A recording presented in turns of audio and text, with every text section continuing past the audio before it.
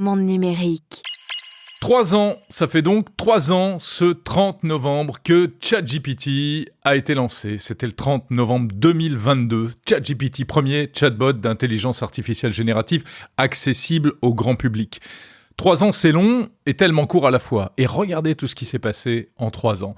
Le tsunami de l'intelligence artificielle générative a bouleversé la planète numérique et la planète tout entière.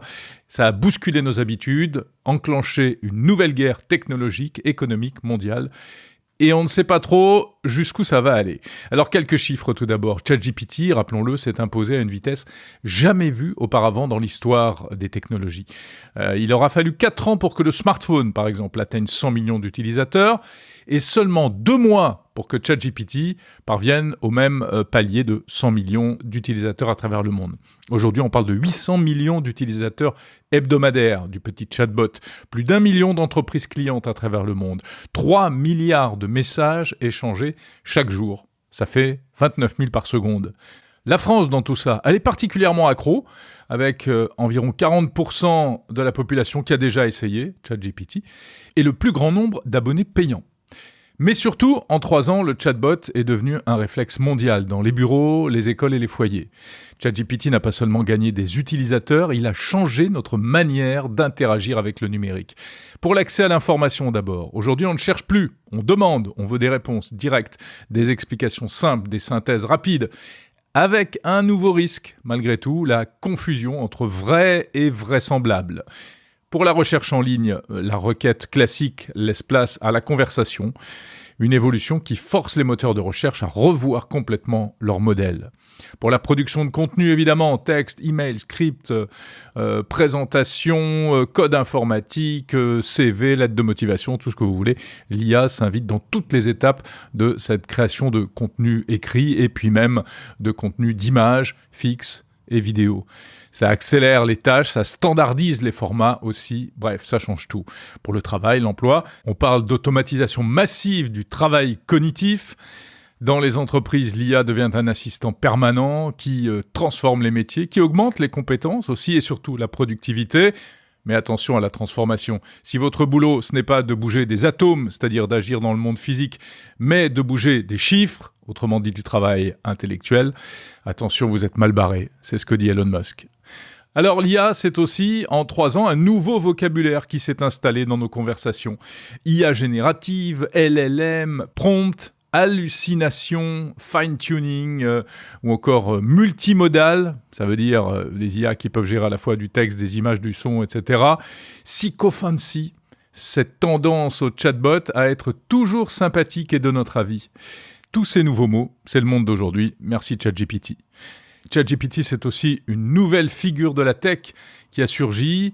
Un nom, Sam Altman. En 3 ans, le patron d'OpenAI est devenu l'une des figures les plus influentes de la Silicon Valley et même de la planète entière. On le compare à Steve Jobs, on le compare à Elon Musk, dont il est pourtant l'anti-portrait et l'ennemi juré. En tout cas, son influence dépasse largement OpenAI. Il incarne la vision, mais aussi toutes les inquiétudes liées à l'intelligence artificielle. Quant à l'entreprise OpenAI, qui au départ n'était qu'une organisation non profitable, eh bien, elle n'est toujours pas rentable. Elle affiche 4,3 milliards de dollars de revenus sur le premier semestre 2025, oui, mais des dépenses colossales pour faire tourner ces modèles, pour s'équiper en data center, pour entraîner ces fameux LLM.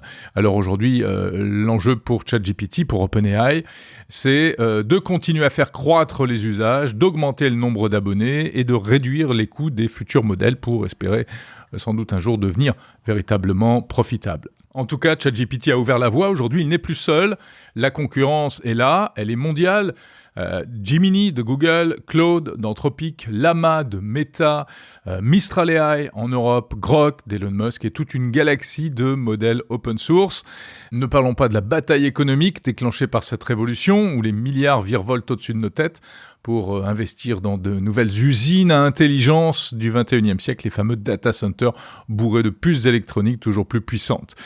Avec de nouvelles stars qui ont surgi, comme l'américain Nvidia, fabricant des fameuses cartes qui permettent de rendre les ordinateurs désormais presque aussi intelligent que nous, mais pas encore tout à fait. En 3 ans, ChatGPT a donc changé la manière dont on s'informe, dont on travaille, dont on produit du contenu, et même dont on parle de technologie avec des effets pervers, on les connaît, les deepfakes, la fabrication de fausses images, de fausses informations qui peut désormais prendre un rythme quasiment industriel. L'IA générative, en tout cas, n'est plus un gadget, c'est le nouvel étage du numérique indispensable qui redéfinit les zones d'influence au niveau mondial et on se demande au passage quelle sera dans tout cela la place de l'Europe. Alors une question, si 3 ans ont suffi pour transformer autant de choses, à quoi ressembleront les 3 prochaines années ? Il y a déjà une piste, bien sûr. La next big thing, c'est la super intelligence. La course à la super IA est lancée. L'objectif, créer une intelligence artificielle capable de comprendre, d'apprendre, de raisonner de manière beaucoup plus large que les modèles actuels, beaucoup plus rapide et d'apprendre comme nous apprenons du monde, avec les risques potentiels et les grandes questions philosophiques qui accompagnent déjà cette révolution. Une intelligence qui dépasserait le simple traitement de texte ou d'image, donc pour fonctionner comme un véritable agent autonome. Tout le monde est sur le coup, OpenAI en premier, mais aussi Google, Anthropic et les autres. Chacun cherche le modèle capable de prendre les décisions les plus complexes, de planifier sur plusieurs étapes, de manipuler des outils numériques, voire de travailler sans supervision humaine constante. C'est l'étape suivante, celle qui fait rêver, celle qui fait peur aussi. Pour l'instant, on n'y est pas, mais vu la vitesse à laquelle les choses ont évolué ces 3 dernières années, on peut parier que les 3 prochaines seront tout aussi mouvementées.